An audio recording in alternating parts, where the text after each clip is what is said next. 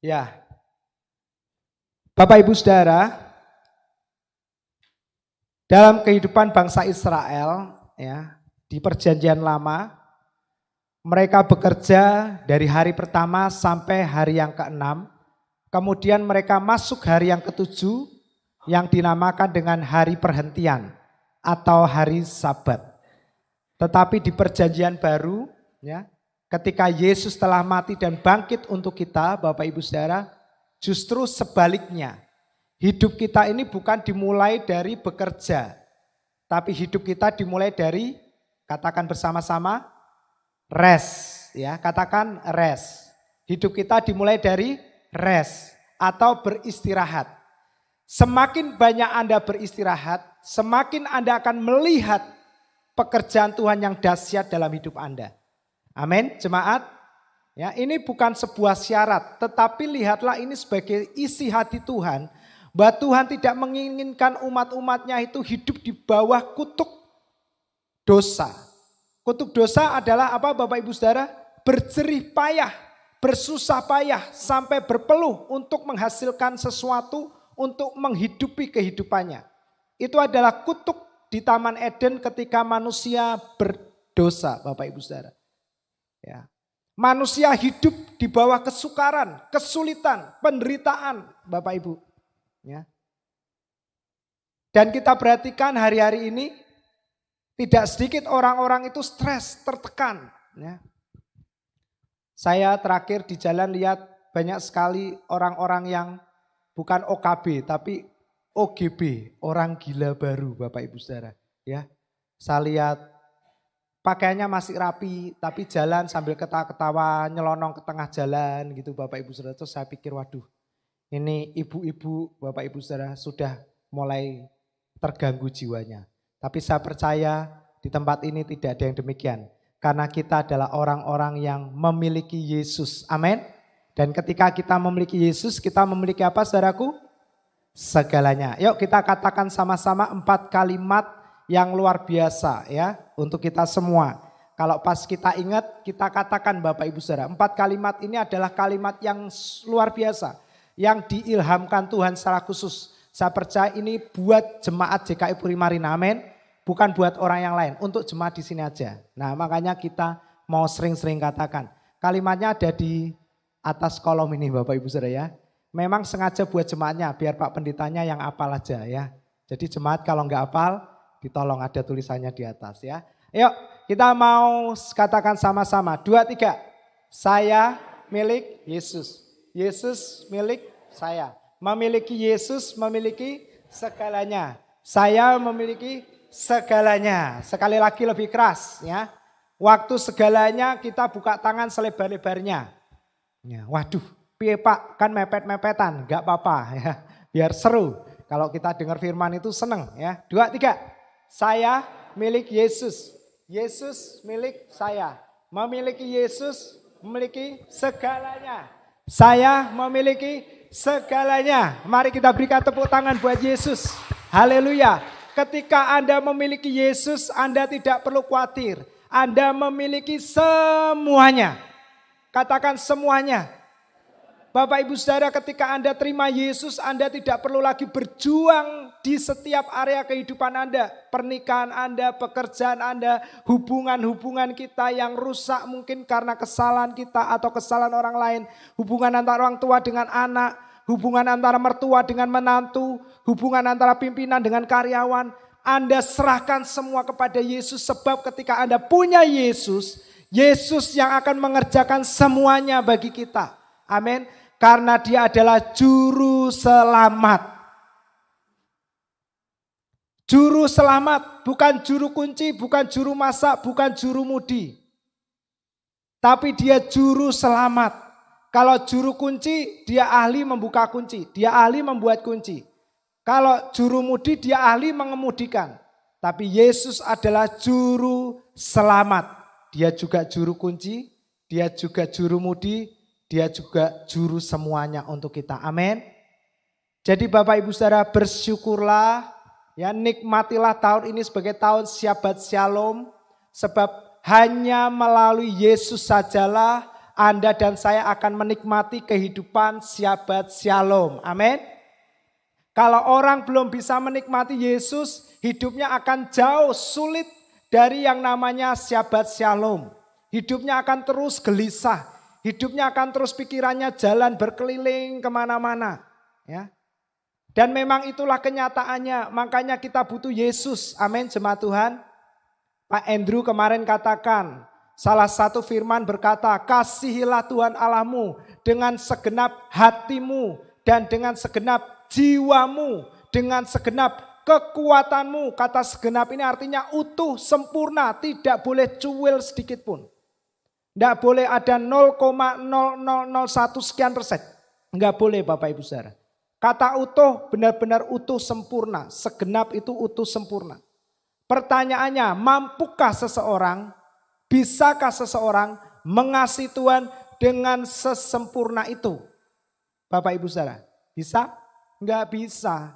Kadang lagi dengar firman, twing ya, kan katanya suruh install Alkitab di HP ya kan. Waktu lihat Alkitab muncul WA. Ya. Pemberitahuan, tagihan Anda sudah mendekati batas. 1 hari lagi, waduh, dengar firman sambil mikir, piye iki, ya kan. Nah, waktu baca Alkitab, ya, waktu baca renungan, waktu dengar khotbah bunyi HP-nya, ya, tagihan PAM, tagihan listrik, tagihan sekolah anak, cicilan mobil, waduh Bapak Ibu Saudara, ya kan. Sulit seseorang untuk bisa beribadah mengasihi Tuhan dengan segenap hati, jiwa, pikiran dan kekuatannya. Karena itulah Bapak Ibu Saudara, Yesus datang untuk menggantikan kita. Dia dengan segenap hatinya, dengan segenap kekuatannya, dengan segenap pikirannya Bapak Ibu Saudara. Dia mengasihi Tuhan menggantikan kita. Bahkan sampai di akhir hidupnya, sekalipun Yesus merasa tidak kuat untuk menghadapi salib, tapi karena Yesus mengingat kita semua Bapak Ibu Saudara, Yesus berkata apa? Biarlah kehendakmu yang jadi, bukan kehendakku. Amin. Musuh terakhir adalah maut, kematian. Itu adalah musuh kita Bapak Ibu Saudara. Jangan berpikir ketika mati maka selesai semua masalah kita. Banyak orang salah berpikir. Mereka berpikir dengan mengakhiri hidupnya maka selesai masalahnya. Enggak Bapak Ibu Saudara. Kita masih ada kehidupan yang kedua setelah kematian.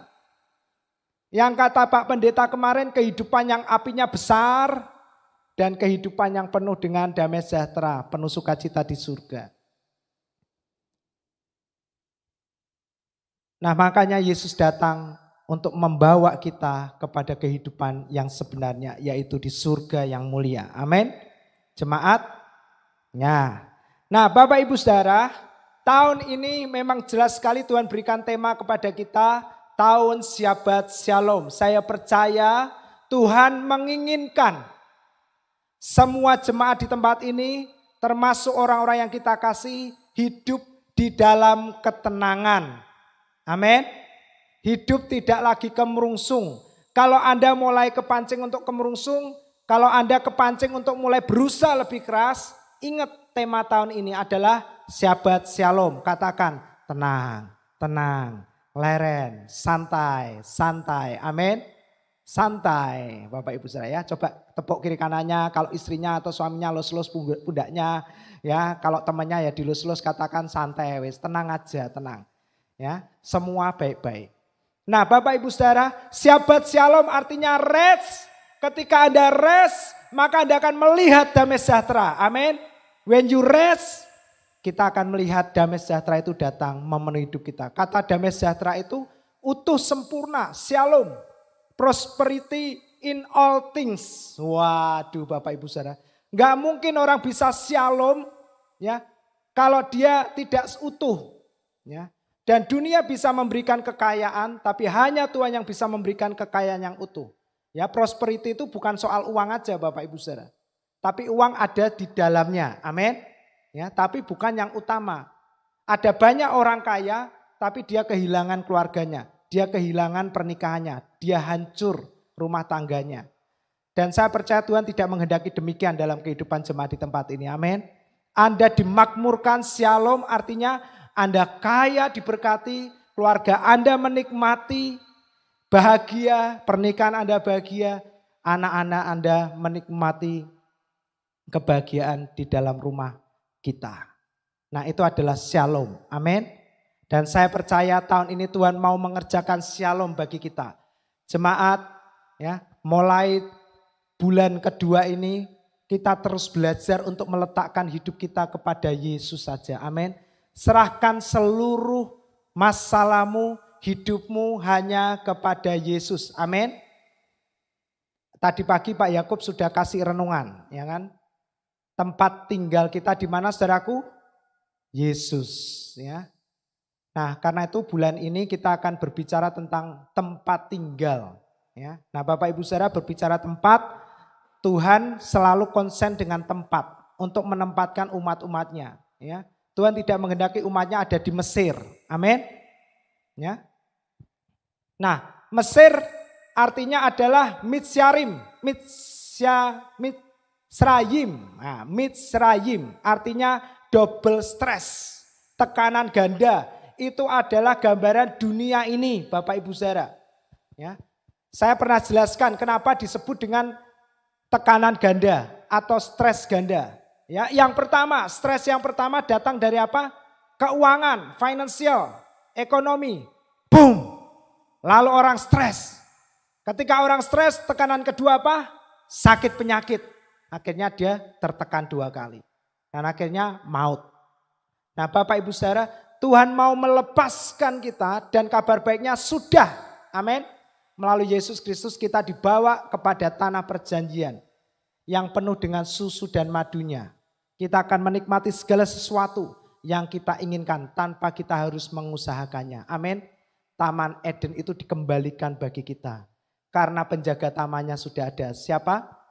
Adam kedua, Yesus. Amin. Yesus, katakan Yesus. Ya.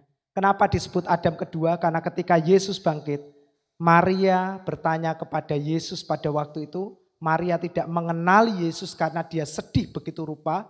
Lalu Maria menyebut Yesus sebagai Bapak penjaga taman.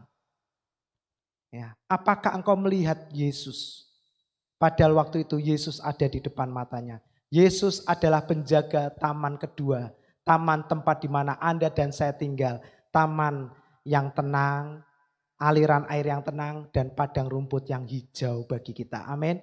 Dia adalah penjaga taman, dia juga gembala kita yang baik, yang akan terus memberikan kita makan dan minum, sehingga kita semakin hari semakin segar, semakin kuat, diberkati, semakin gemuk di pelataran Tuhan. Yang percaya katakan, amin. Nah, Bapak Ibu Saudara, yang pertama di minggu ini kita akan belajar yang namanya ruang atas. Ini adalah tempat yang luar biasa. Tuhan tempatkan kita di ruang atas. Katakan sama-sama ruang atas. Ya, lebih keras lagi ruang atas. Ya. Maksudnya apa Pak? Nah, Bapak Ibu Saudara, pada satu kali Yesus akan disalibkan, ya. Yesus meminta kepada murid-muridnya untuk membuat pertemuan terakhir sebelum Yesus naik ke atas kayu salib dan mati di atas salib. Yesus berpesan kepada murid-muridnya, pergilah, kamu akan ketemu dengan seseorang dan orang itu akan memberikan sebuah tempat. Ya. Nah, Bapak Ibu Saudara, ada banyak tempat di dalam Alkitab yang Tuhan sampaikan kepada kita, dan tempat-tempat itulah adalah tempat yang memberikan pesan kepada kita bahwa tempat-tempat yang Tuhan berikan kepada kita adalah tempat-tempat yang aman, yang terbaik bagi kita, sehingga tidak ada satupun hal-hal yang buruk, kejahatan, maut sekalipun bisa menyentuh dan mendekati kita. Amin. Ya. Nah, sebenarnya judul tema ini adalah temanya Gereja Pastor Prince di tahun 2024. Ya, makanya waktu tema ini muncul pertama kali, Bu Foni langsung tulis di grup. Ya. Nyambung, tema kita adalah rest di dalam damai sejahtera. Ya. Dan temanya Pastor Prince adalah tinggal di ruang atas, living in the upper room. Ya. Nah, di sanalah kita akan menikmati Shabbat Shalom kita. Amin. Apa itu upper room atau ruang atas? Mari kita lihat. Ya. Coba tes, kok nggak bisa ya? Oke.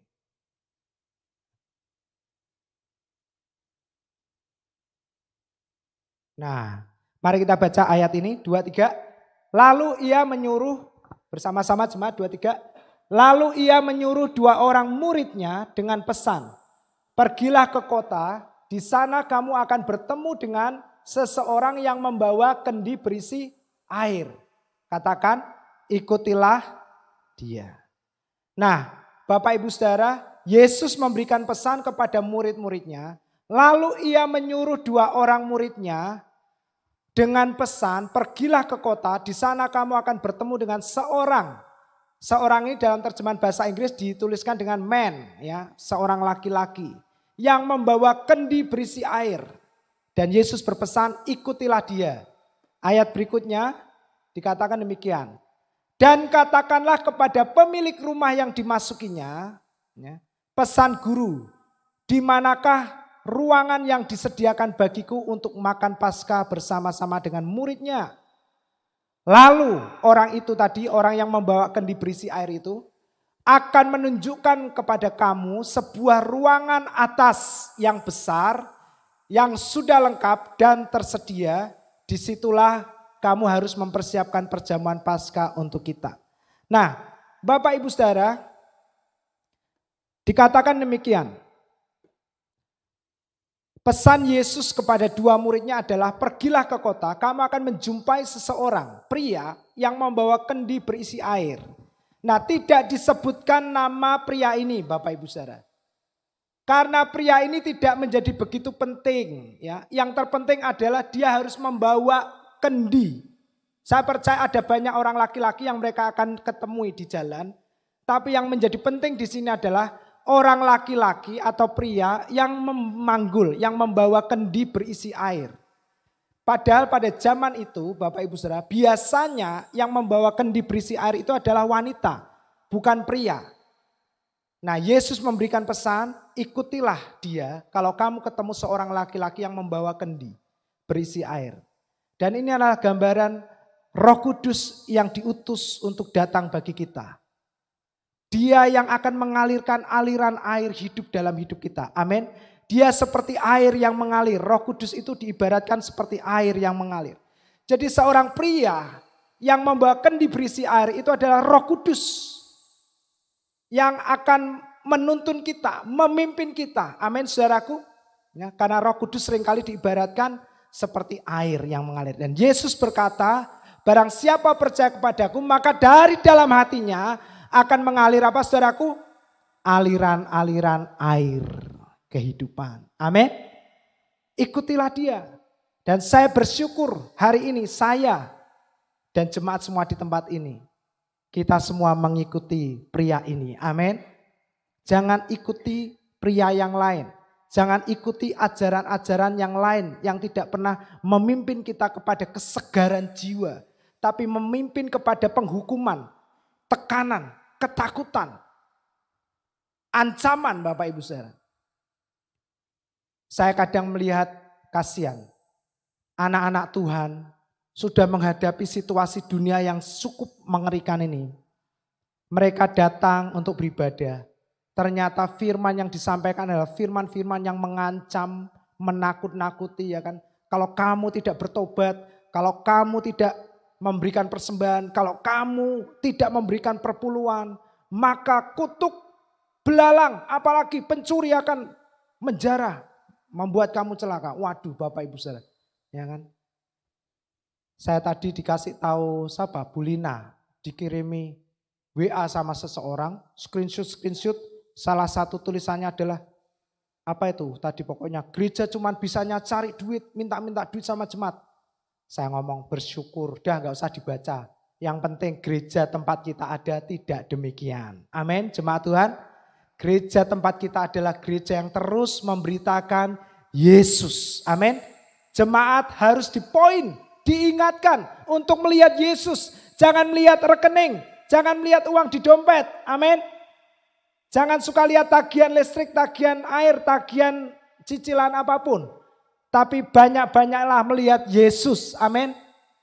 Saya percaya tidak ada di tempat ini yang siang malam kurenungkan. Bukan firman-Mu, tapi siang malam kurenungkan tagihanku Bapak Ibu Saudara. Jangan ya, siang malam kurenungkan apa? Yesus, amin. Yesus. Ngeri loh Bapak Ibu Saudara, hidup di luar Yesus. Saya, ini sedikit cerita, 2 hari yang lalu, tiba-tiba tenggorokan saya ini panas gitu, nggak enak. Ya. Apalagi mau khotbah Bapak Ibu Saudara. Waduh, ya, harta terindah pendeta itu tenggorokan, ya, suara. Biasa, sebenarnya hal ini biasa ya, paling radang atau apapun biasa, enggak sesuatu yang berat lah.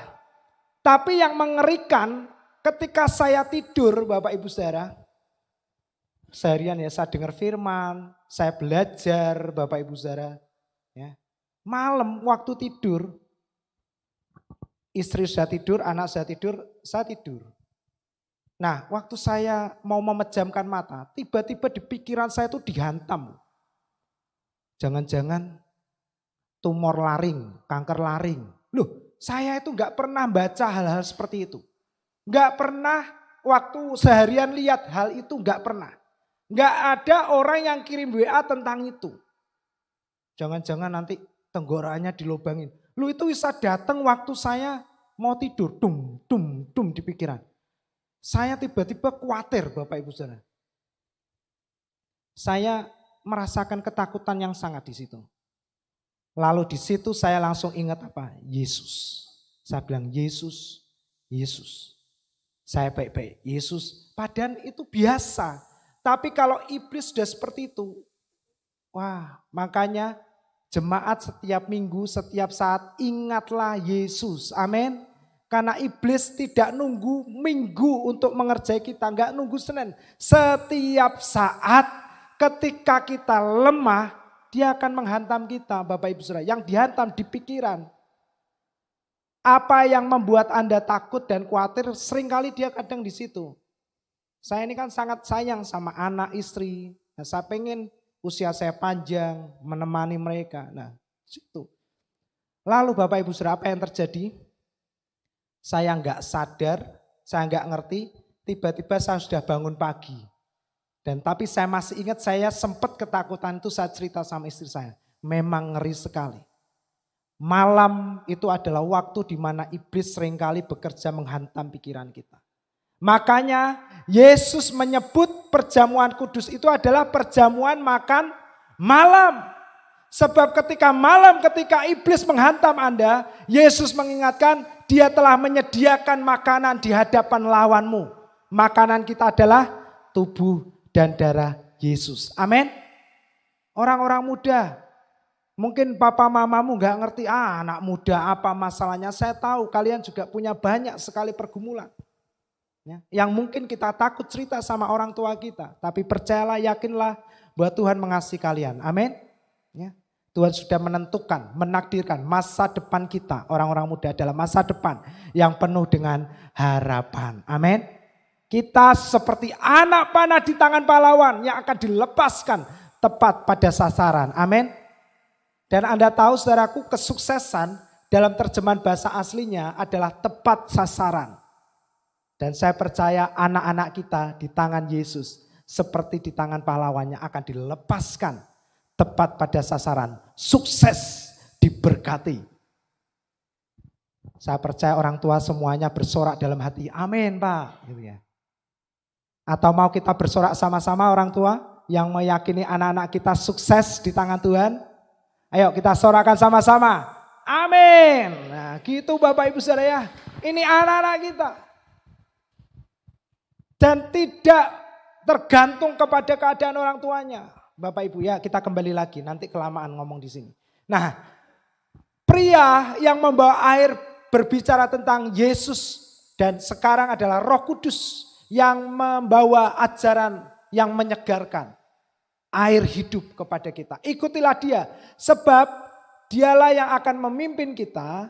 Ya, minta tolong, bisa dijalankan. Ini kok jadi ini lagi ya. Nah, Ia akan menunjukkan. Nah, ikutilah orang tersebut. Ikutilah ajaran tentang Yesus yang mempoinkan Anda kepada Yesus. Karena orang itu atau Roh Kudus akan memimpin kita sampai kepada sebuah ruang besar. Katakan bersama-sama saudaraku, ruang atas yang besar. 2, 3. Ruang atas yang besar dan sudah lengkap dan tersedia. Prepared di dalam bahasa Inggrisnya. Artinya semuanya sudah lengkap. Anda masuk, Anda tinggal pakai. Ya. Saya kemarin minggu lalu kan menjamu pendeta tamu bersama Pak Yakub dan keluarga Bu Elsa. Lalu Pak Yakub, Bu Elsa ngobrol sendiri. Kami ini pendeta ya cuman ini. Pak Yakub ya pendeta juga. Dengerin obrolan orang properti ini Bapak Ibu Saudara. Terus ada salah satu nasihat dari Pak Yakub, Bu Foni ya. Kalau punya rumah disewakan jauh lebih baik bukan rumah kosong. Rumah yang sudah full furnish, lengkap karena ada orang yang nyari juga. Nah ini mungkin nasihat juga yang baik buat Bapak Ibu. Amin. Semua kita punya rumah, yang percaya kebenaran angkat tangannya lambaikan amin. Loh, sekalipun Anda belum punya rumah, kalau firman Tuhan bilang tentang rumah katakan amin, aku sudah menerimanya karena Yesus sudah menyediakan. Amin. Nah Bapak Ibu Saudara, rumah yang baik itu full furnish karena harganya bisa lebih tinggi dibanding rumah kosong. Nah gitu katanya gitu. Nah Bapak Ibu Saudara, dan Tuhan menyuruh murid-muridnya ketemu dengan seseorang yang memanggul kendi berisi air. Mereka orang ini akan mengantarkan kepada sebuah tempat yang disebut ruang atas yang luas sekali dan sudah full furnish dan sudah disiapkan, masuk tinggal pakai. Amin. Dan ini berbicara tentang pekerjaan Yesus yang sempurna dan sudah selesai di atas kayu salib bagi Anda dan saya. Amin. Yesus sudah menyelesaikan semuanya bagi kita. Anda tinggal menjalaninya. Amin. Kalau Anda berhadapan dengan sesuatu yang mustahil, yang sulit, sukar, dan Anda tidak cukup mampu untuk menghadapinya atau tidak mampu sama sekali untuk menghadapinya, Bapak Ibu Saudara, jangan cari pertolongan manusia. Jangan lihat kuda dan kereta besi. Bicara pertolongan manusia, tapi tetap berdiri di tempat di mana kita ada, yaitu di dalam kasih karunia dan kemurahan Tuhan. Maka kita akan melihat kemenangan dari Tuhan bagi kita. Amin. Jadi ruang atas yang besar, full furnish dan prepare, ini berbicara tentang pekerjaan Yesus yang sudah selesai. Dan ini juga menggambarkan tentang janji Tuhan terhadap bangsa Israel. Di dalam Ulangan pasal yang ke-6 ayat yang ke-10 dan ke-11. Maka apabila Tuhan Allahmu telah membawa engkau masuk ke negeri yang dijanjikannya dengan sumpah kepada nenek moyangmu, yakni Abraham, Ishak dan Pak Yakub. Ya, enggak boleh memanggil nama Yakub. Ya ini bercanda, guyon. Nah, untuk memberikannya kepadamu, apa saudaraku, katakan sama-sama, kota-kota yang besar. Amin. Dan baik yang tidak apa saudaraku, kau dirikan dengan kekuatanmu. Amin. Tuhan akan memberikan kota-kota besar bagi kita. Tuhan akan memperluas area kehidupan kita. Amin. Engkau akan mengembang ke kanan dan ke kiri. Bukan tubuhnya, tapi bisnisnya, keuangannya, kekayaannya, aset-asetnya. Haleluya, saya mendengarkan suara amin yang sangat keras sekali. Amin. Tuhan akan memperluas, mengekspan. Tanpa Anda harus bersusah payah, berpikir keras bagaimana caranya buka cabang. Biarkan Tuhan yang mengerjakannya di tahun 2024. Amin. Dan baik yang tidak kau dirikan, yang tidak kau usahakan. Mau atau mau jemaat? Mau. Amin. Ayat 11. Rumah-rumah, katakan sama-sama. Penuh, berisi berbagai-bagai barang baik yang tidak kau beli. Amin. Wow. Sumur-sumur yang tidak kau gali. Katakan sama-sama jemaat. Kebun-kebun anggur dan kebun-kebun zaitun yang tidak kau tanami, dan apabila engkau sudah makan, engkau akan menjadi kenyang. Yes. Ini adalah tahun Shabbat Shalom. Amin. Anda ditempatkan di ruang atas. Ruang di mana Tuhan sudah prepare semuanya. Ruang di mana Anda sudah melihat semuanya full furnish. Amin. Tuhan kalau kasih kita lengkap, utuh, dan sempurna. Dan itu adalah keselamatan so-so. Amin. Keselamatan yang utuh sempurna. Nah, saudaraku, jangan berpikir, Pak, saya pengen tinggal di ruang atas. Sudah Bapak Ibu Saudara, amin. Saya sudah tinggal di lantai 2, ruang atas.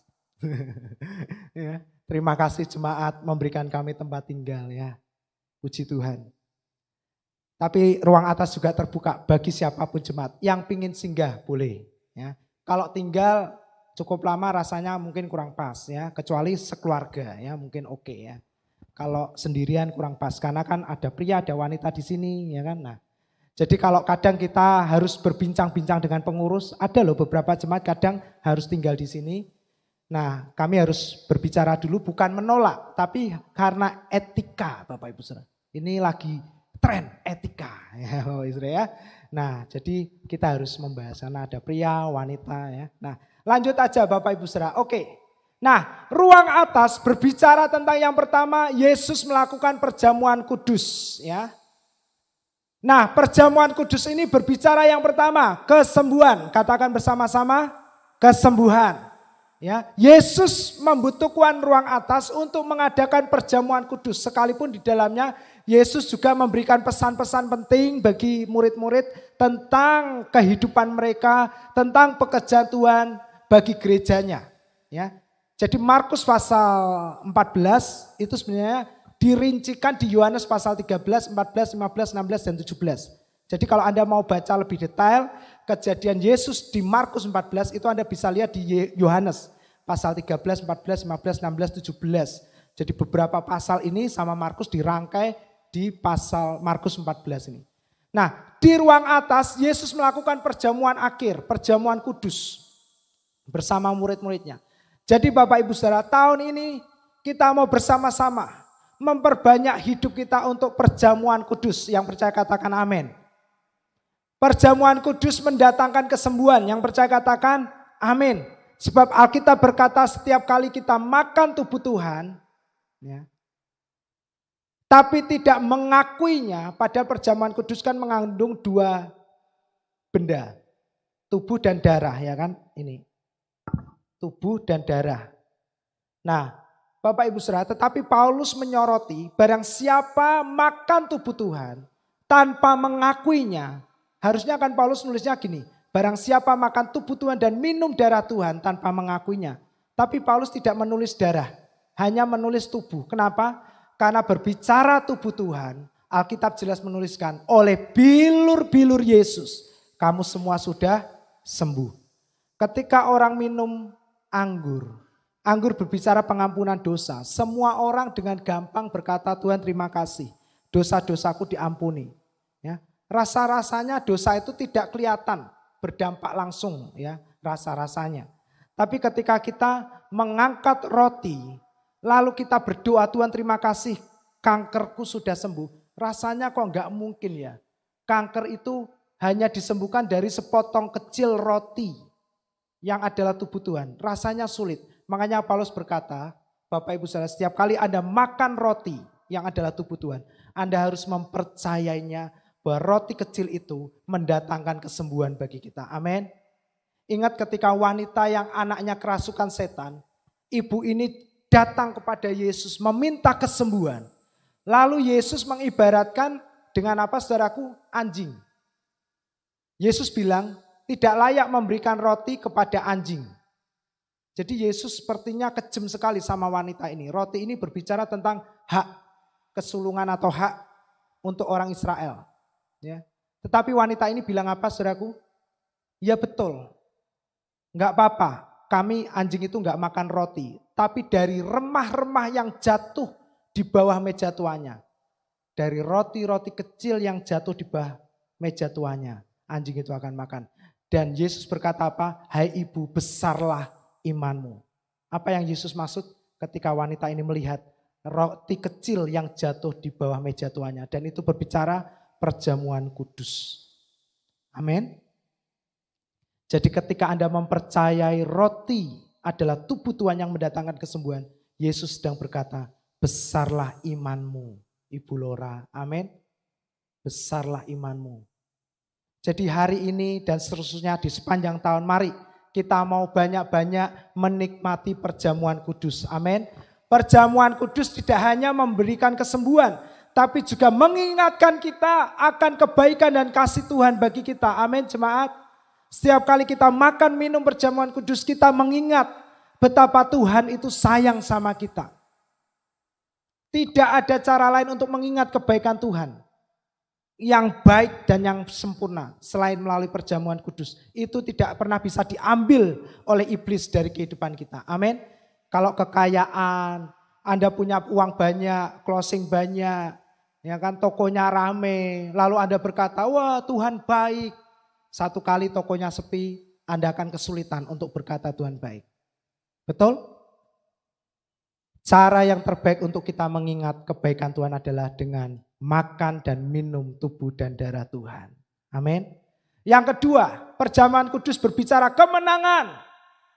Sebab Alkitab berkata, barang siapa makan tubuh dan minum darah Tuhan, ia memberitakan kematian Tuhan sampai ia datang. Apa yang dimaksud memberitakan kematian Tuhan? Bapak Ibu Saudara, di perjanjian lama setiap kali bangsa Israel menghadapi pertempuran, mereka harus mempersembahkan korban. Mereka harus membunuh korban. Mereka harus mendeklarasikan ada kematian hewan yang dikorbankan. Dan ketika mereka mempersembahkan korban, Tuhan mendatangkan kemenangan bagi bangsa Israel. Makanya kejatuhan Saul adalah ketika dia mau berperang, dia nunggu Nabi Samuel gak datang-datang untuk mempersembahkan korban. Sehingga dia tidak sabar untuk berperang Bapak Ibu Saudara. Lalu ia mempersembahkan korban sendirian.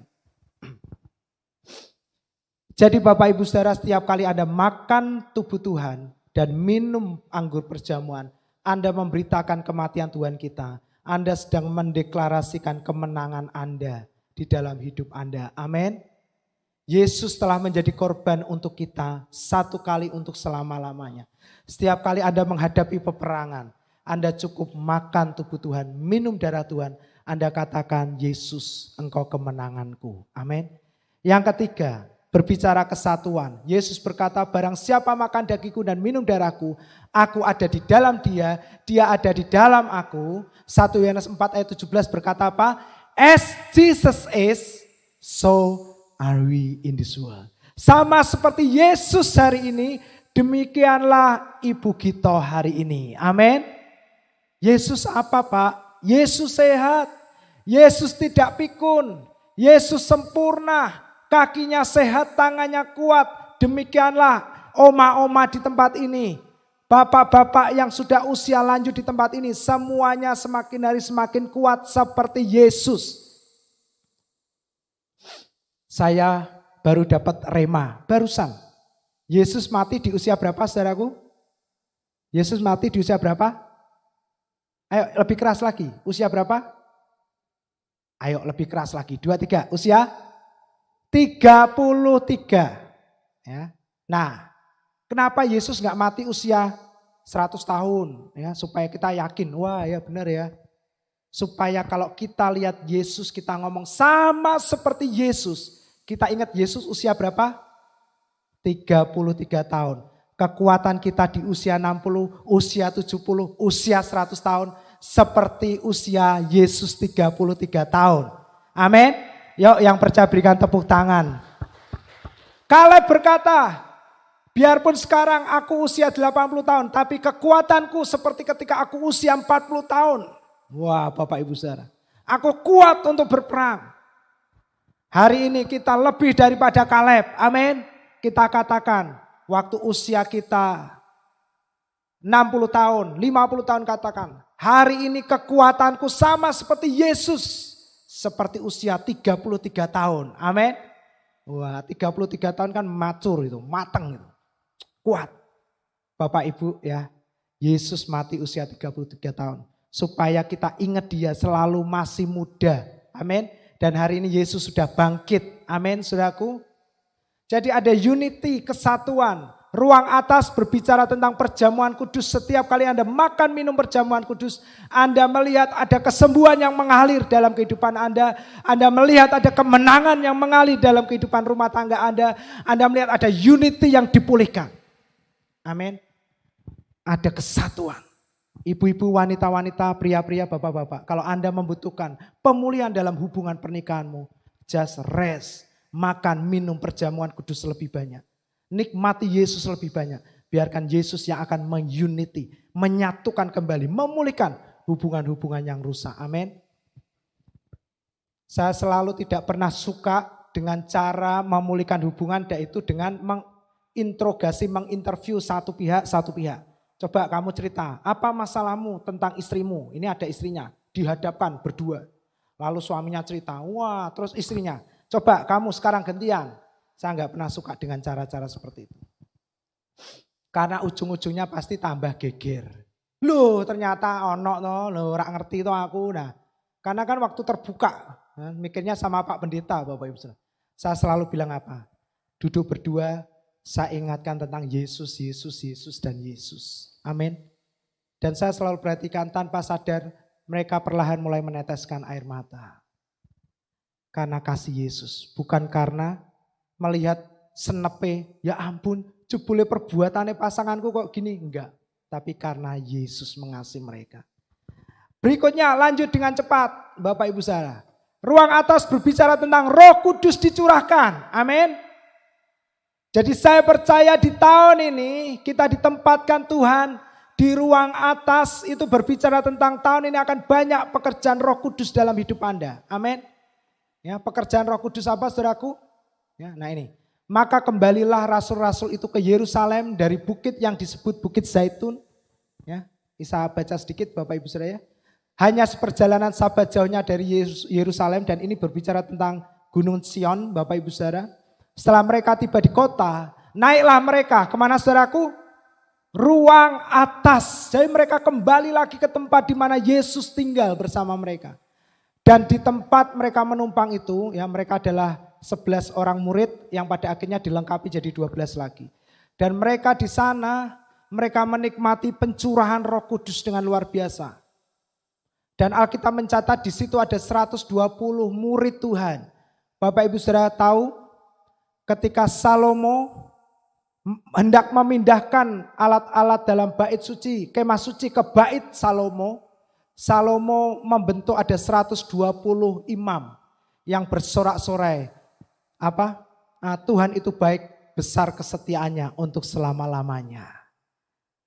Dan saya percaya ketika Roh Kudus dicurahkan 120 orang murid ini gambaran 120 imam yang menyorakkan. Tuhan itu baik, besar kesetiaannya untuk selama-lamanya. Amin. Sorak-sorai hari Pentakosta. Nah, pekerjaan Roh Kudus di sepanjang tahun 2024. Buah roh ialah kasih, sukacita. Amin. Damai sejahtera, kesabaran, kemurahan, kebaikan, kesetiaan, kelemah lembutan, dan penguasaan diri. Saya percaya di sepanjang tahun 2024 buah-buah roh ini akan muncul dalam kehidupan jemaat di tempat ini.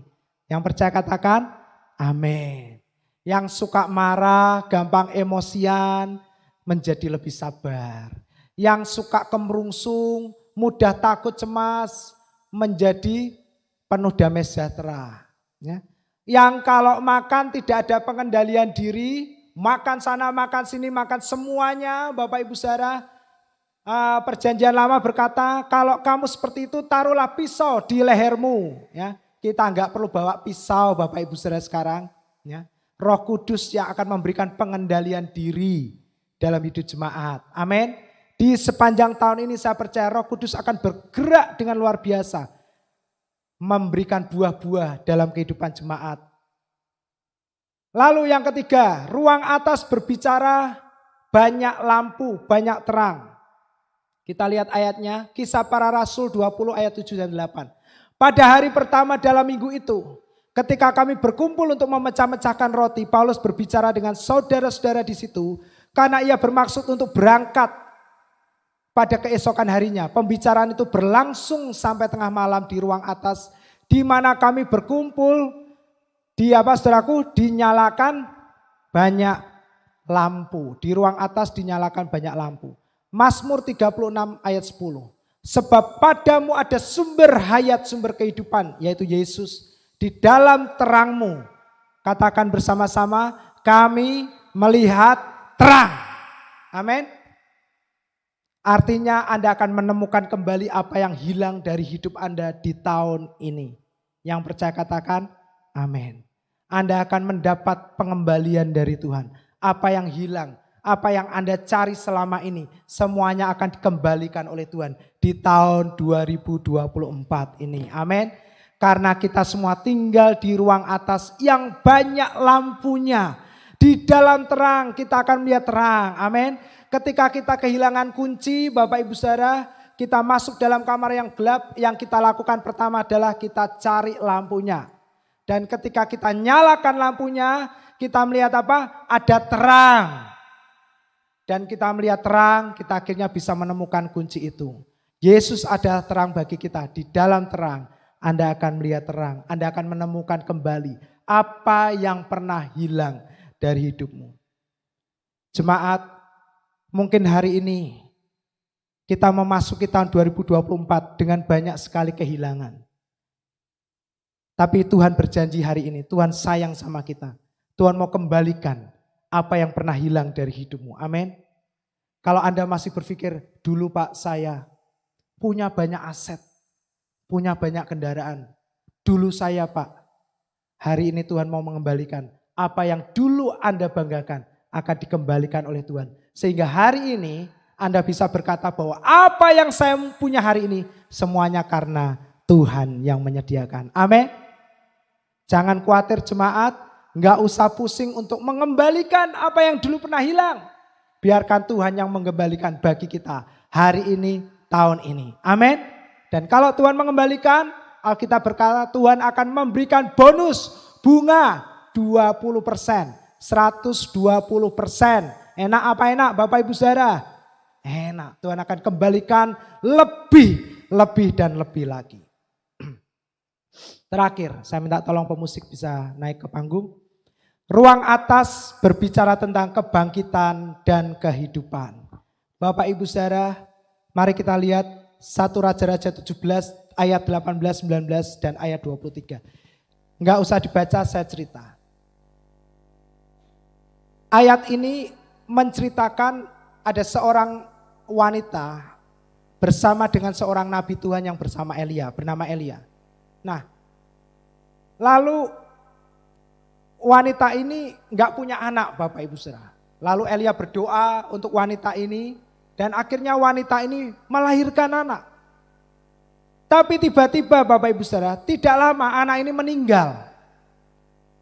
Lalu Elia mendengar kabar bahwa anak dari wanita ini meninggal. Elia datang kepada wanita ini, lalu wanita ini marah. Kenapa kamu datang? Kamu mau membuka kesalahanku, membuka dosaku yang menyebabkan anakku mati? Lalu kata Elia kepadanya, kepada ibu ini, mana anakmu? Berikan kepadaku. Perhatikan apa yang Elia lakukan.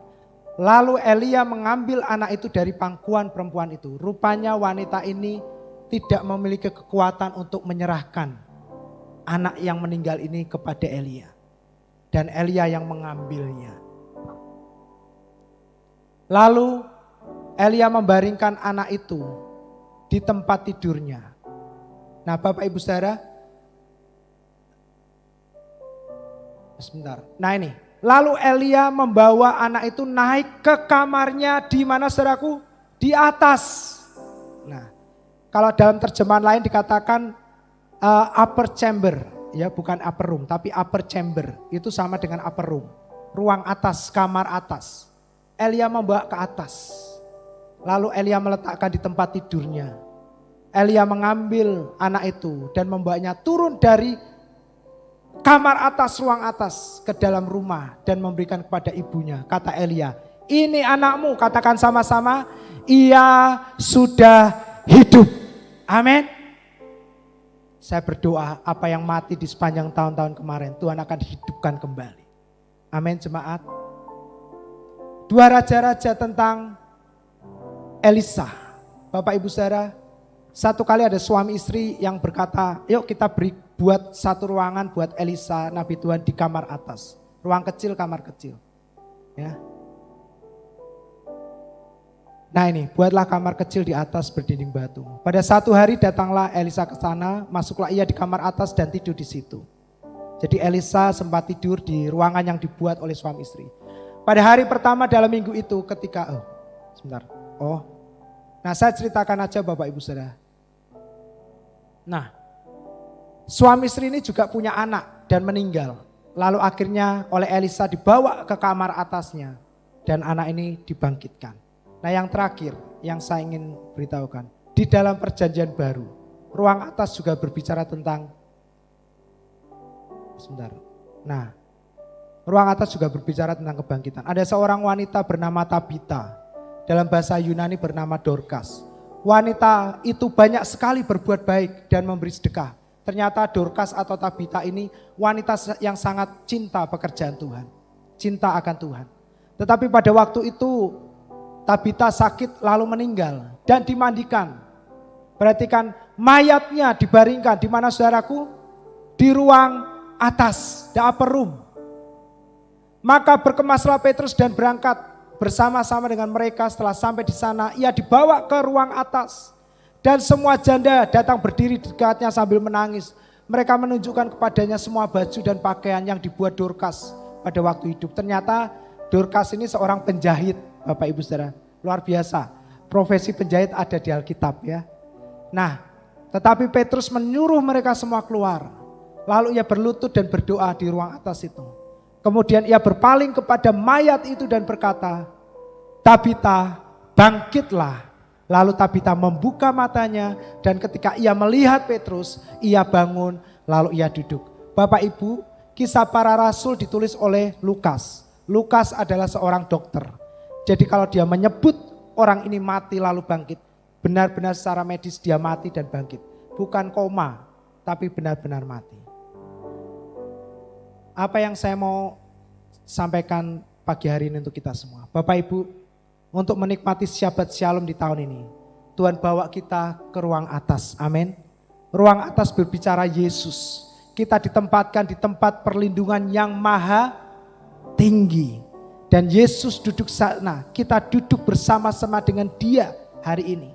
Kita ada di dalam Yesus.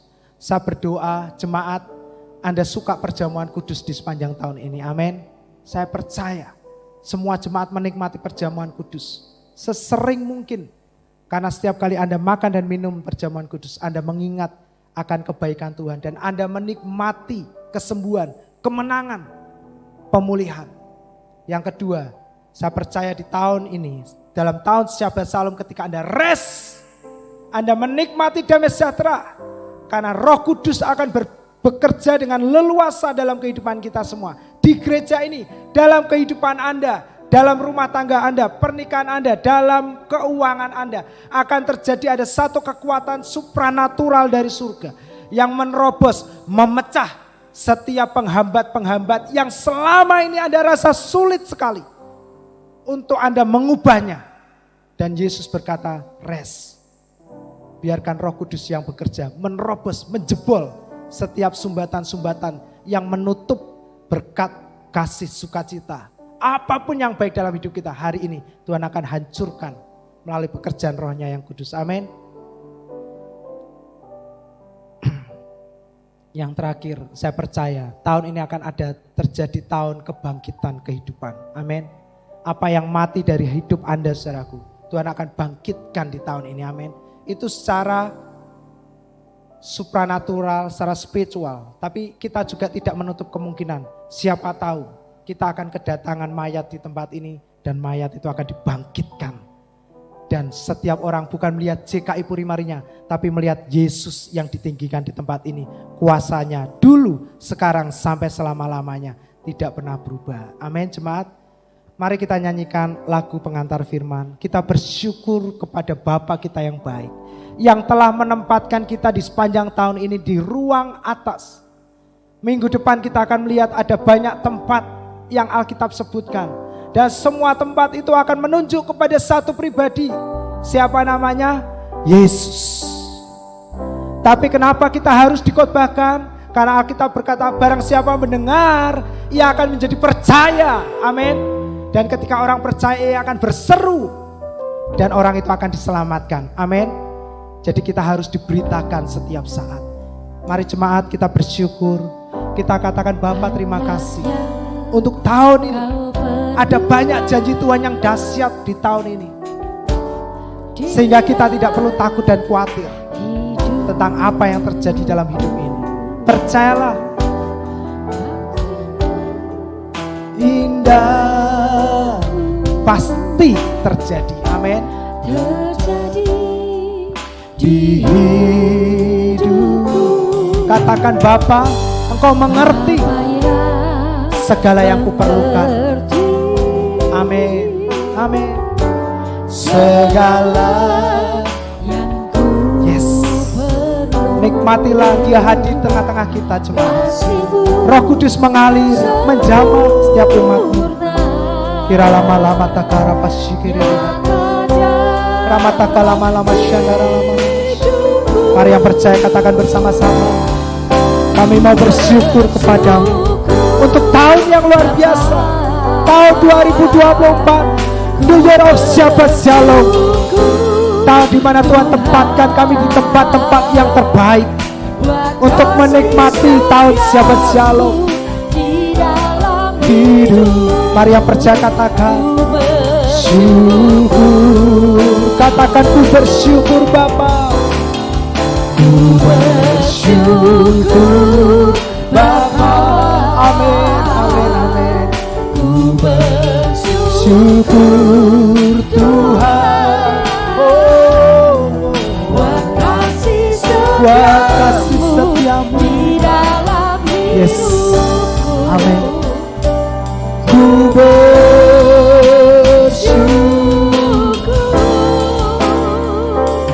Bapa. Jemaat Tuhan, jangan takut dan khawatir tentang apapun juga. Di sepanjang tahun ini ada banyak janji Tuhan yang dahsyat bagi kita. Cukup dengan Anda percaya, maka itu akan terjadi dengan sendirinya bagi kita. Mari saya mengundang kita berdiri bersama-sama. Kita rasakan kasih Tuhan melalui pujian ini. Angkat hatimu, serahkan seluruh beban persoalanmu. Datanglah kepada Yesus. Dia berkata, aku akan memberikan kelegaan kepadamu. Terjadi Di hidupku. Mari panggil Dia Bapa. apa yang mengerti. Benar Tuhan, terima kasih. Segala Yes.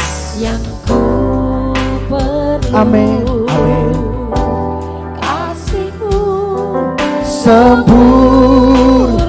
Sekalipun kita sulit mengasihi Dia dengan sempurna, Dia tidak pernah menuntut kita. Dia tetap mengasihi kita dengan sempurna. Mari yang percaya angkat tanganmu dan katakan, bersyukur Tuhan, karena Engkau tidak pernah menuntut kami. Engkau mengasihi kami dengan apa adanya kami. Yes, amin. Kasih setia. Amin. Ku bersyukur. Syukur. Amin. Ku bersyukur. Haleluya. Kurang mata cara pasudiri. Amin, amin, amin. Kasih setiamu dalam hidupku.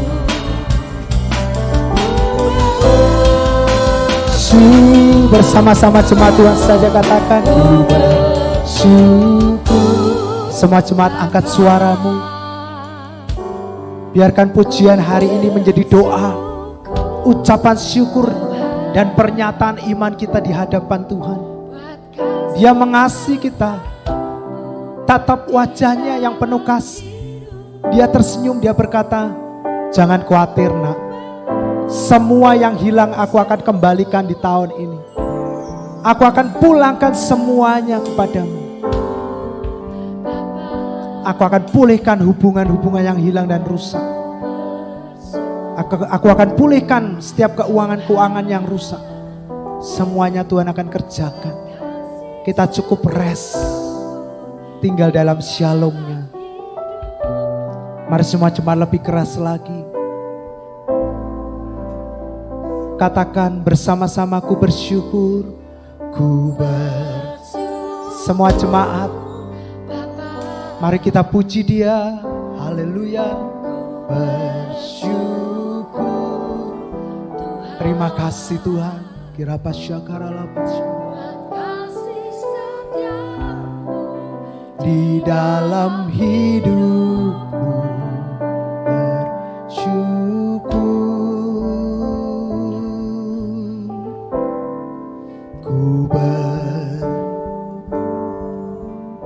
Semua kita di tempat ini bersyukur, bersyukur, bersyukur.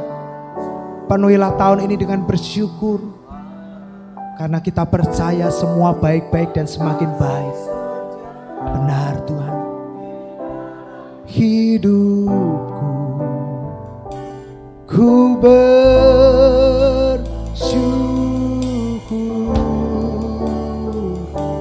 Ku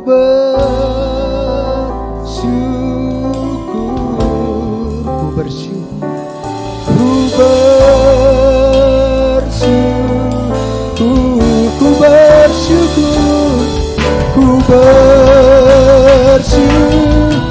Katakan bersama-sama, ku bersyukur. Sekali lagi bersama, oh ku bersyukur. Panggil Dia Bapa, Bapa. Mari kita berikan tepuk tangan yang meriah bagi Tuhan. Terima kasih Tuhan. Mari semua jemaat yang percaya, tahun ini adalah tahun yang berbeda dari tahun-tahun sebelumnya. Anda percaya bahwa tahun ini menjadi tahun pemulihan, tahun restorasi, tahun di mana Roh Kudus bekerja secara dahsyat dalam hidupmu. Anda percaya di tahun ini keuanganmu dipulihkan, hutang-hutang dilunaskan, Anda mendapatkan kembali apa yang hilang dari hidupmu.